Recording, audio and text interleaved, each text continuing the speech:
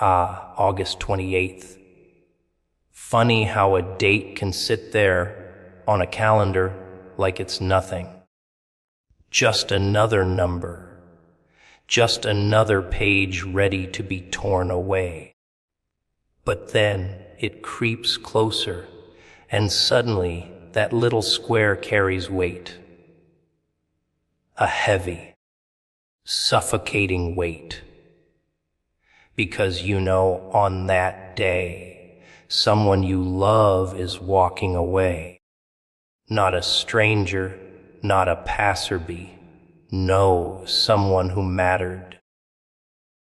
Someone who carved their name into your heart is about to leave. And isn't it strange how the world keeps spinning? People keep laughing. The sun keeps shining, while for you, everything feels like it's cracking apart. You wake up, and you realize the clock doesn't care. The minutes don't care. The universe doesn't care. Tick, tock, tick. Talk closer it comes. Time doesn't pause just because your world is breaking. You know, that's the cruel little trick of it all. The clock doesn't stutter, doesn't cough, doesn't hesitate even for a second. It just keeps on ticking. Steady, merciless, mocking you with every click of the second hand. You could be kneeling on the floor, your chest tearing itself apart, your mind screaming loud enough to crack glass, but the clock is deaf. The sun rises, the sun sets, and the world spins as if nothing in you has shattered. Isn't it strange? The way life pretends not to notice. People keep walking. Buses keep running. Laughter fills the streets. And yet inside, you are carrying a wreckage no one else can see. That's the twisted beauty of time. It doesn't wait for your grief. It doesn't stop for your heartbreak. It doesn't offer a single ounce of sympathy. You sit there, thinking maybe, just maybe this day will be different, that the universe will notice what's happening to you. But it doesn't. It slams you with routine.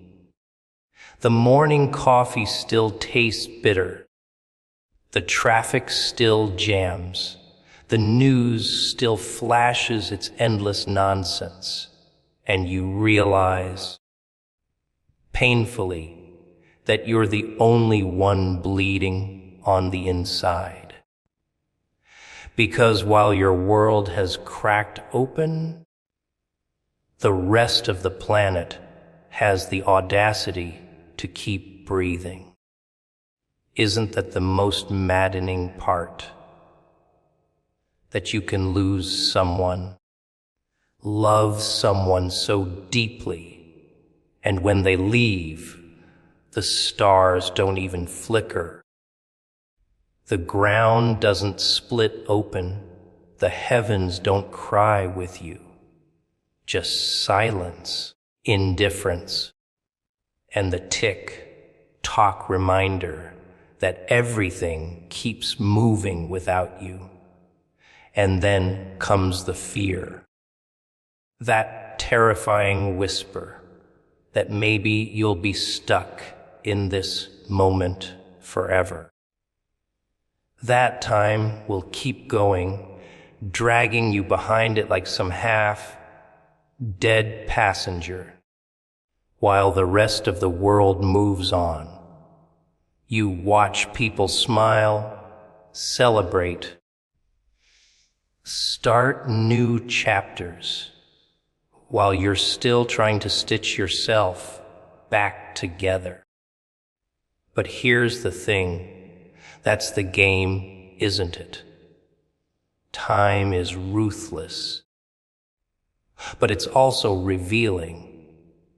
It shows you just how fragile you really are, how small your problems look compared to the machinery of the universe.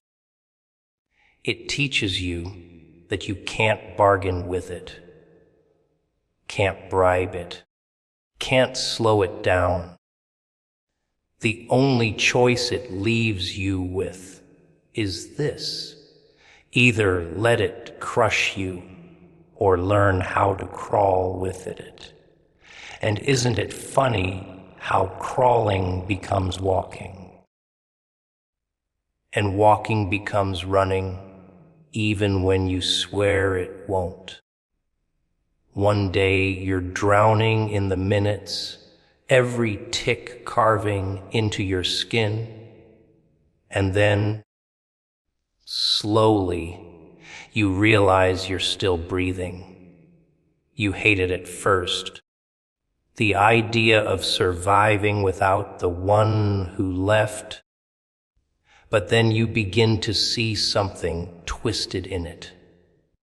That time, the same cruel beast that refused to stop is also quietly forcing you to adapt, to endure, to become something harder, sharper, more untouchable. It doesn't pause for your heartbreak, but it also doesn't let you rot in it forever. It drags you forward, whether you like it or not. And maybe that's the bitter punchline. You think you're falling apart.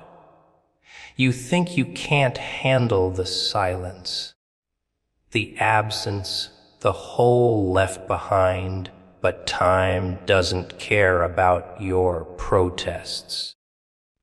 It drags you forward kicking and screaming, and in that struggle, you become something you never thought you could be.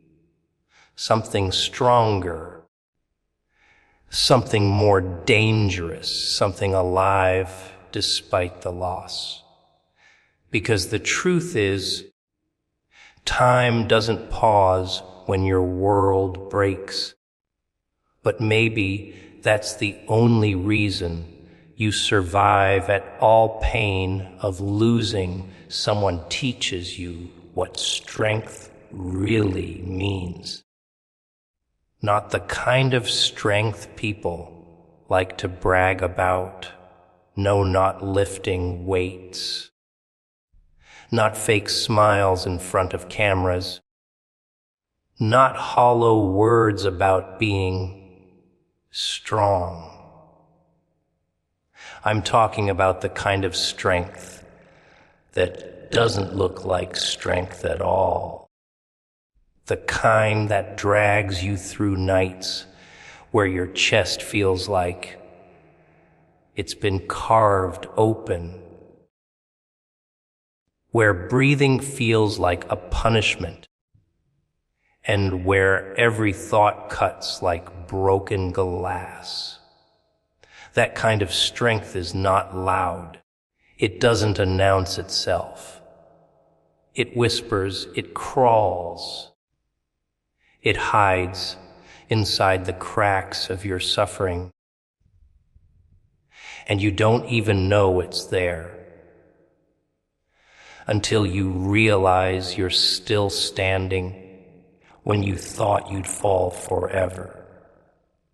You see, people think strength is about control, about never breaking. But the real strength, the one carved out by pain, is the exact opposite. It's about breaking, and still continuing. It's when your hands shake so badly you can barely hold a glass, but you drink anyway. It's when your body is exhausted, yet you drag it through another day. It's when your heart feels like a hollow cave, but you still step outside, pretending you're part of the living. That's strength, the kind no one claps for, the kind no one sees, because it happens in silence, in shadows, in the quiet wars you fight alone, and pain, oh. Pain is the perfect teacher, cruel, unforgiving, but honest. It doesn't lie to you. It doesn't sugarcoat reality. It strips everything down, rips away your comfort, your illusions, your little lies about how safe you are.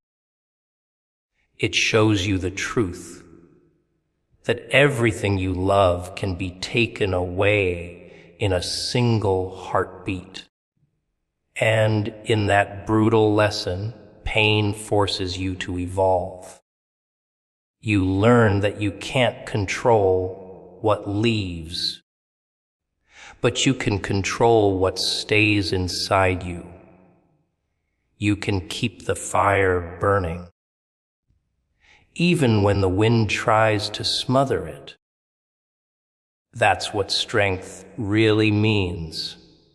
Carrying flames in a storm, protecting something fragile when the whole world wants to crush it. Funny thing is, you don't realize how strong you are until you've been ripped apart.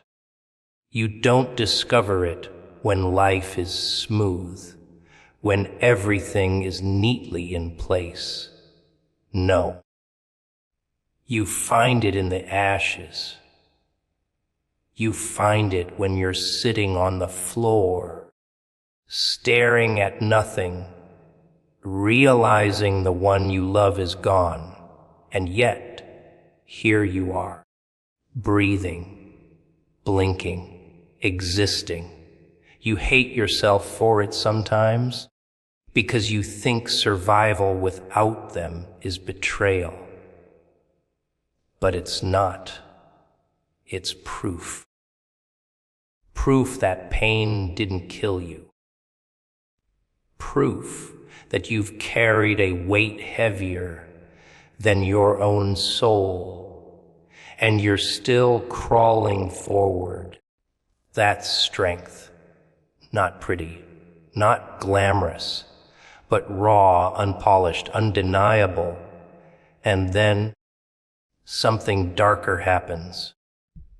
You start to realize that pain changes you in ways you can't reverse. The things that once scared you don't anymore. The little annoyances, the tiny dramas of daily life, they mean nothing, because you've already lived through something worse.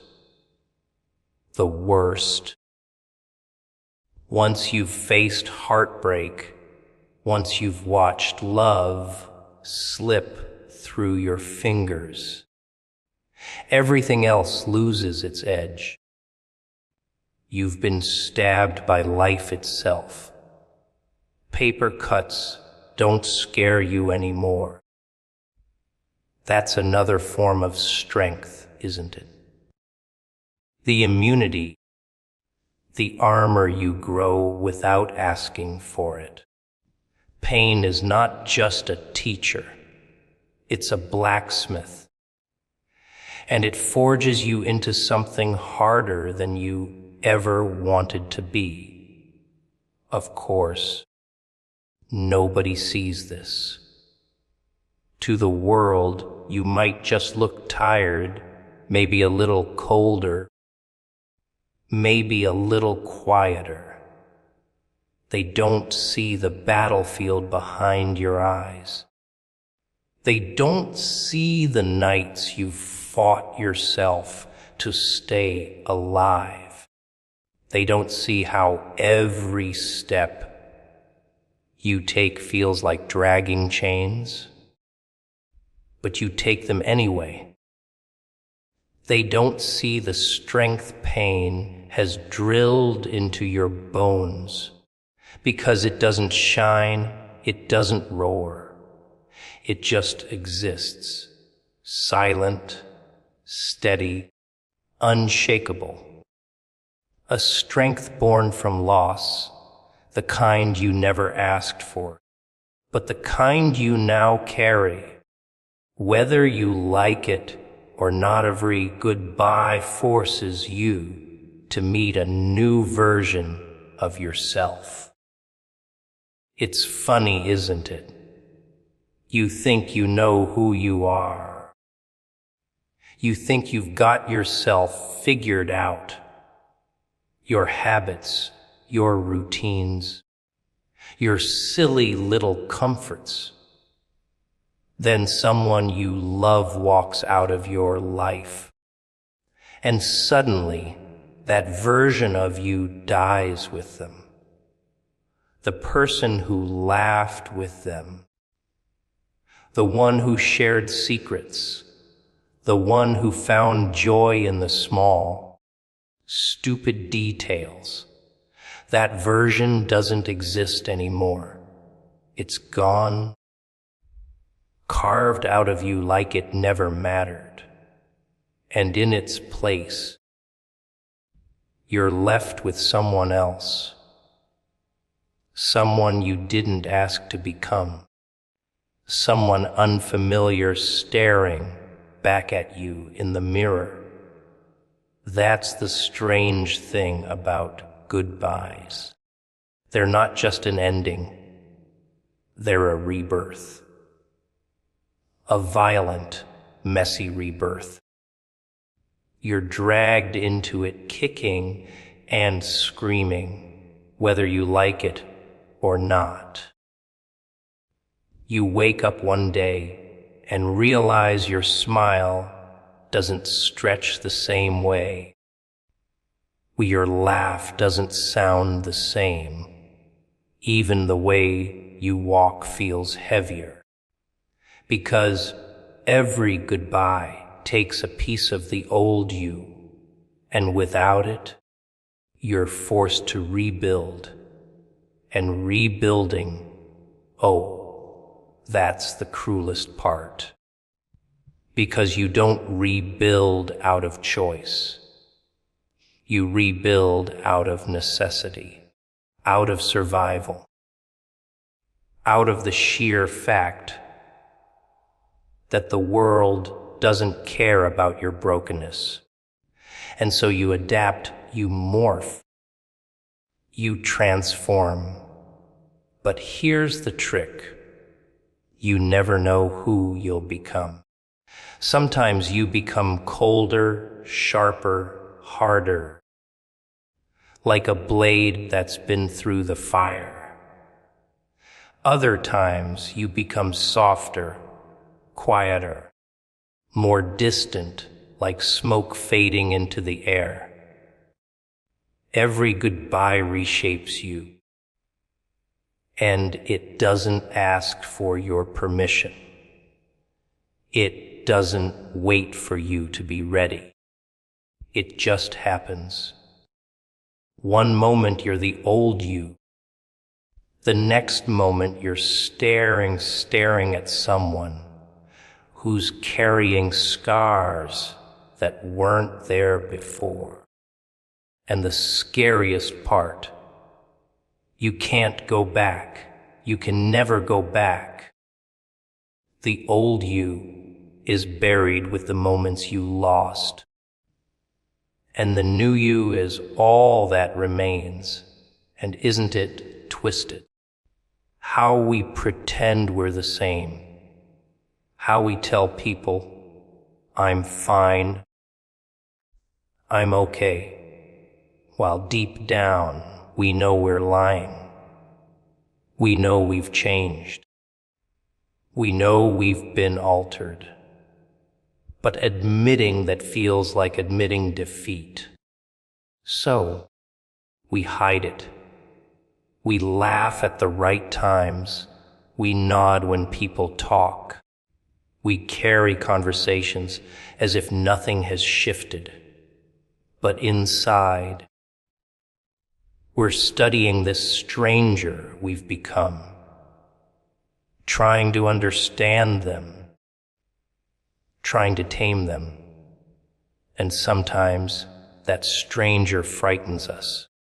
Sometimes they're too bitter, too numb, too detached. Other times, they're too reckless, too hungry, too alive. Goodbyes don't just change you. They unleash parts of you you didn't know existed. And then comes the realization that maybe, just maybe, this new version of you was always there, buried beneath the surface, waiting for the right kind of pain to bring it out. Because pain is a sculptor and goodbyes are its hammer. Every hit, every crack, every break, it shapes you into something new. And though it feels unfair, though it feels like you've been robbed of the person you used to be, deep down you start to see it, that you are not the same. And maybe you were never meant to be. Maybe every goodbye is life's way of ripping away illusions and forcing you to confront what you truly are, of course.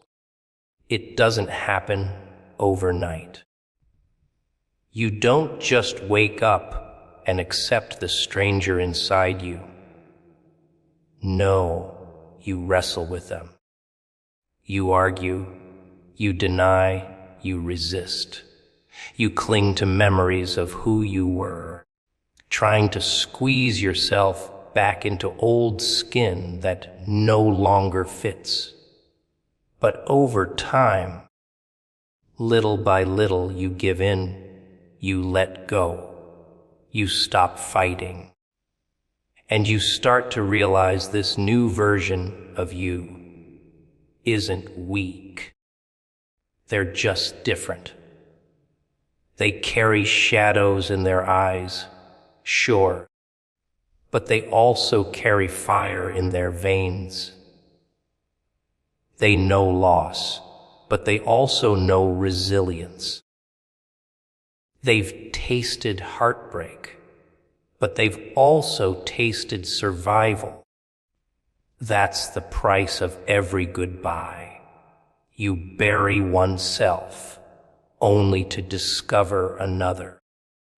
A stranger at first, but a part of you nonetheless.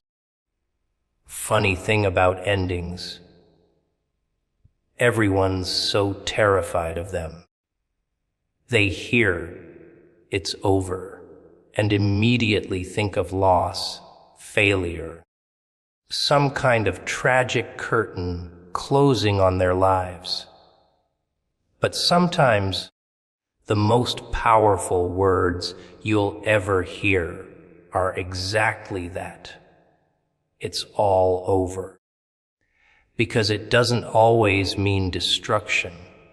Sometimes it means freedom. Sometimes it means the weight that's been chained to your back has finally snapped. Sometimes it means the nightmare you thought would never end just collapsed under its own lies. The end is not punishment, it's release. Strange, isn't it?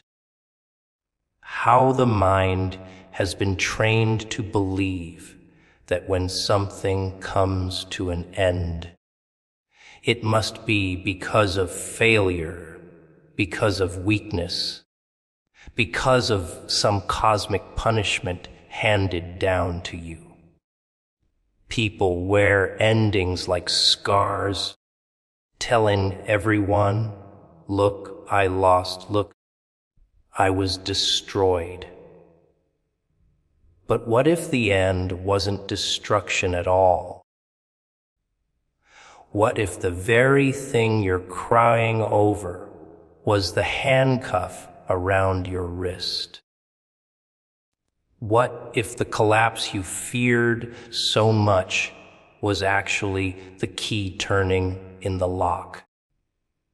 Nobody tells you that sometimes the most beautiful gift you will ever get is when something finishes. When the last page is turned, when the curtain closes. Because that's when you finally see the chains lying broken at your feet. You see, punishment crushes you, but release frees you. Yet so many of you keep confusing the two. You mistake God's mercy for cruelty because you're too attached to what's already killing you. You beg for things to stay the same, even when those things are the very poison seeping into your blood. And when it ends, when the poison is flushed out, you scream like something has been stolen from you. But think carefully. Maybe nothing was stolen at all. Maybe it was given back.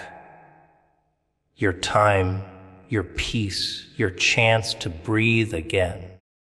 Do you know what the cruelest punishment really is? Not endings. No. The real punishment is endless continuation of something that's already rotting, already dead. That's the punishment you've been begging to stay inside of. And then you call it love or loyalty or patience. No, it's just fear. Release, on the other hand, is the mercy you don't recognize. It comes disguised as heartbreak, job loss, betrayal, silence.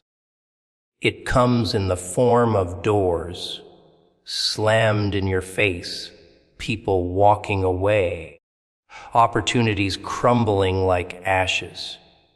You call it loss, but maybe it's the only way for the path to clear. Think about it. If the ground under your feet never cracked, how would you ever move from where you are? If the door you clung to never shut, how would you notice the open gate right behind you? Release doesn't arrive wrapped in a golden box with a bow. It comes as chaos. It comes as endings, but its essence is freedom. Do you know why you fear release? Because you don't trust yourself without the prison you lived in. You're so used to those walls, those bars, that you think they define you. You think if the bars vanish, you vanish too. That's the lie. The end doesn't erase you. It reveals you. It shows you who you are when you're not weighed down by everything you thought you needed. That's why endings are terrifying. not because they erase you, but because they dare you to be more than what you were. Punishment leaves you broken. Release leaves you open. Look around. Every so-called punishment you survived, every ending you cursed, every collapse you feared, it left you standing freer than before. The relationship that shattered, it taught you how strong your spine really is.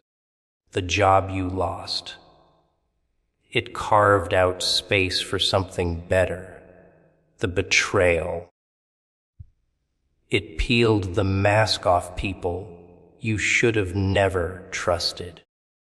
These were not punishments. These were releases, mercy in disguise. The moment you stop labeling them as punishment, you'll see the strange beauty in them. You'll stop being a victim and start being free. People keep praying for blessings, but blessings rarely come wrapped in comfort. They come wrapped in fire, in storms, in endings. And when you cry, why me? Why now? The answer echoes back, because it was time for release. What you think is cruelty is actually the most radical form of kindness. What you thought was the world breaking apart was really your prison dissolving. So the end, it's not the curse you've been told to fear. It's the invitation you've been too blind to accept. It's not punishment, it's release. It's the door creaking open after you've spent years staring at the walls. It's the key in your hand that you never knew you had. And until you see endings this way, you'll keep mistaking freedom for suffering. You'll keep clinging to chains and calling them comfort. But once you see it, really see it, you'll laugh at the idea of punishment. Because what you thought was the end was only the beginning of release. Funny thing about endings, people scream. They fight, they beg, but deep down, they already knew it was coming. That's the cruel joke, isn't it? You saw the cracks forming. You felt the silence creeping in. You noticed the weight pressing heavier and heavier on your chest. But you pretended it would fix itself, pretended it wasn't as bad as it seemed, pretended tomorrow would magically look different. But tomorrow never looked different, did it? It just got darker, heavier, sharper, until the breaking point came. And when it came, you called it unfair, you called it sudden, you called it punishment. No, it wasn't sudden. You just ignored the signs until the signs turned into an explosion. See, the end doesn't knock politely on your door. It doesn't wait for you to be ready. It storms in, tears the room apart, and throws everything onto the floor. And you sit there on your knees, picking through the rubble, clutching scraps of what's already gone, crying over ashes, calling them treasures. But the end doesn't care about your tears. It isn't cruel, it's just honest. The end doesn't lie to you the way people do. It doesn't talk you into staying longer. It doesn't fake promises of change. No, the end tells the truth in the most brutal way possible. This chapter is finished. Whether you like it or not, people hate the end because it forces them to look at themselves. That's what you're really afraid of. Not the loss, not the silence, not the absence. You're afraid of facing who you are when the noise is gone, when the distractions are stripped away. The end leaves you with a mirror. And that's the scariest thing of all. Because then you see what you've become, clinging to something that was already dying. You see the weakness, the dependency, the lies you told yourself. And you either break under it or you wake up. Do you know why endings feel like death? Because they kill the version of you that was attached to what just collapsed.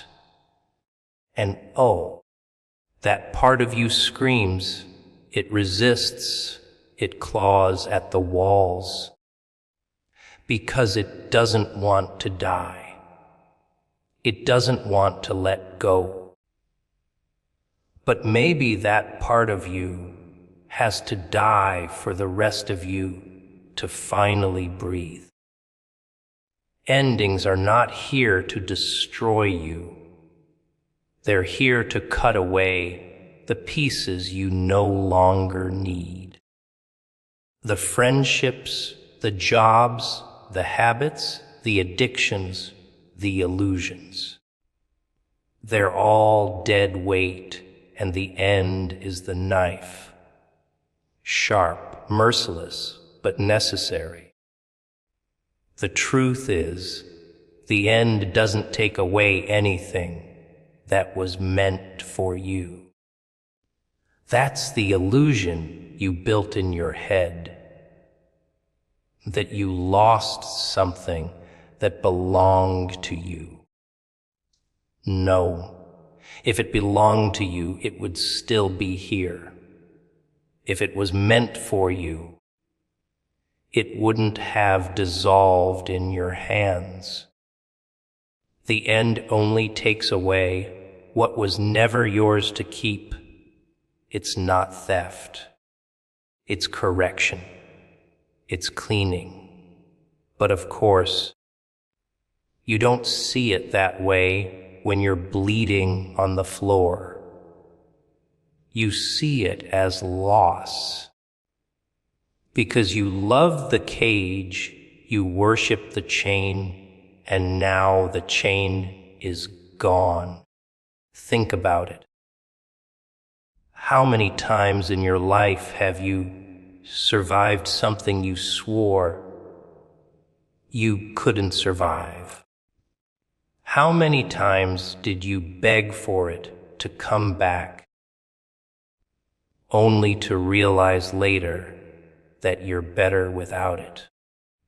How many times did you think the world ended, only to find out the world had just begun?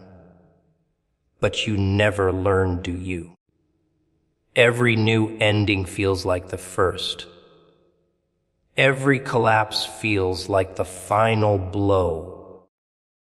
You forget that you've danced on graves before, and here you are, still alive. That's the strange, twisted beauty of it. You're still standing, and yet you fear the next ending as if it will finish you. It never does. It never will. The end is not the enemy. The enemy is your refusal to let go. You cling to ghosts, to corpses, to memories, and you call it loyalty. But it's not loyalty, it's fear. Fear that without them, without it, you are nothing. That's the joke. You were never nothing. You just forgot who you were when you stopped hiding behind what was already falling apart. So when the end comes, and it will come, you can scream, you can fight, you can bleed, but understand this, it's not here to punish you. It's here to strip you down to the rawest version of yourself, to take the mask off, to burn the illusion, to show you that you were never weak, only addicted. And once the ashes settle, once the silence sinks in, you'll see it wasn't the end at all. It was the beginning disguised as loss. People love to believe they are in control, that their little plans, their neat routines, their careful schedules are what hold life together. They whisper to themselves, "I've got this, everything is under my command." But control is the most fragile illusion ever sold. One phone call, one sentence, one unexpected turn, and suddenly everything you thought was certain vanishes. The floor caves in, and you realize you were never standing on solid ground at all. You were walking across a tightrope made of glass. And the funny part, you were the one who built it. Life has a way of reminding you how powerless you really are. You think you can calculate outcomes, read people's minds, bend situations to your will, but all it takes is one gust of wind to scatter your entire house of cards. You thought that job was secure until the email landed in your inbox. You thought that person would never leave until they did. You thought tomorrow was guaranteed until the doctor leaned across the table and told you otherwise. And in that split second, the illusion of control evaporates. What you thought was permanent turns out to be temporary. What you thought was yours turns out to never have belonged to you. It makes you wonder, why do people cling so desperately to control when every shred of evidence proves they don't have it? Maybe because without it, they're terrified. Terrified of the unknown, terrified of chaos, terrified of realizing they're at the mercy of something much bigger than them. People don't want to face the truth that their grip is weak, that destiny doesn't answer to them. So they cling harder. They obsess over routines, over plans, over backup plans for their backup plans. They micromanage every detail. They suffocate themselves in strategy. But no matter how tight they squeeze, the world slips through their fingers, and the tighter they grip, the sharper the shards when it all breaks apart. The irony is this: the more you try to control everything, the more miserable you become. Because deep down, you already know it's impossible. You feel the cracks forming even as you're building. You sense the storm in the distance while you're still trying to patch the roof. You live in constant anxiety, constant panic, because you know that one wrong move, one twist you didn't predict, will expose how fragile your little empire really is. And when it does, you collapse right along with it. But maybe the collapse is the point. Maybe life strips away control to remind you that control was never the goal.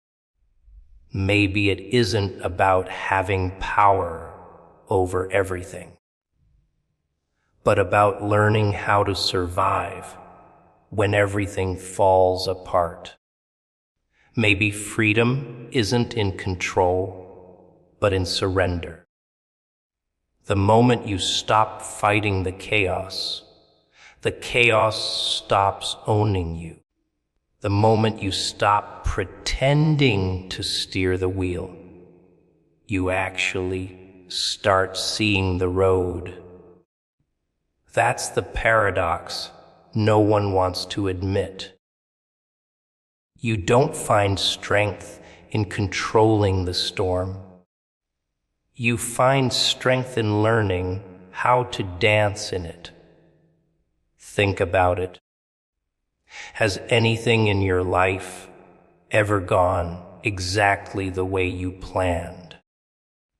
Every time you drew up a perfect map, didn't life laugh and tear it to pieces? And yet, somehow, you're still here. Not because your plan worked, but because you adapted when it didn't. Survival never came from control. It came from resilience. It came from your ability to bend without breaking, to stumble without stopping, to rebuild without mourning the rubble for too long. That's where real strength hides, not in the illusion of control, but in the courage to face the unknown with open eyes.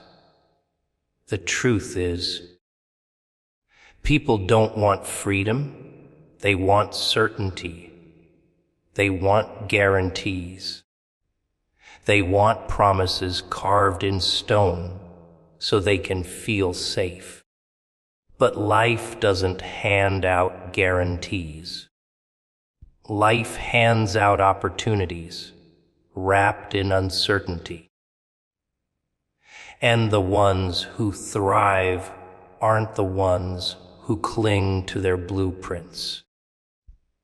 They're the ones who are willing to burn the blueprints and start again.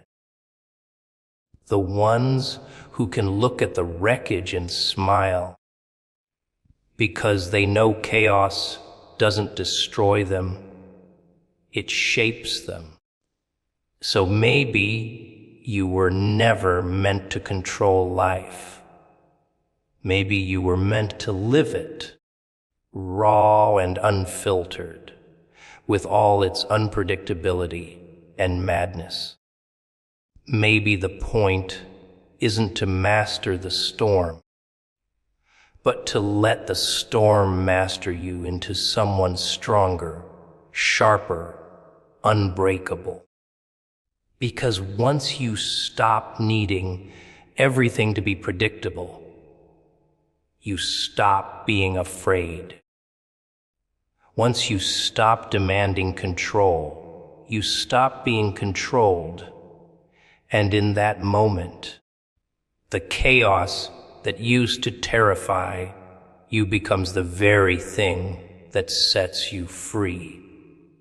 People lie to themselves every single day. They wake up, look in the mirror, and tell themselves they're fine, they're strong, they're happy. But deep down, they know something's wrong. They can feel it in the silence of their nights, in the heaviness that clings to their chest, in the way their smile cracks when no one is watching. The human race has become so good at pretending. They've convinced themselves that masks are faces and chains are freedom. They dress up their pain, polish their wounds, and parade around as if nothing's bleeding. That's the game, isn't it? Everyone trying to look strong while secretly breaking. The truth, though, is much darker. People don't want the truth. They want comfort. They want a soft lullaby to keep them from hearing the screams in their own head. That's why they cling to distractions, to noise, to endless scrolling and meaningless chatter.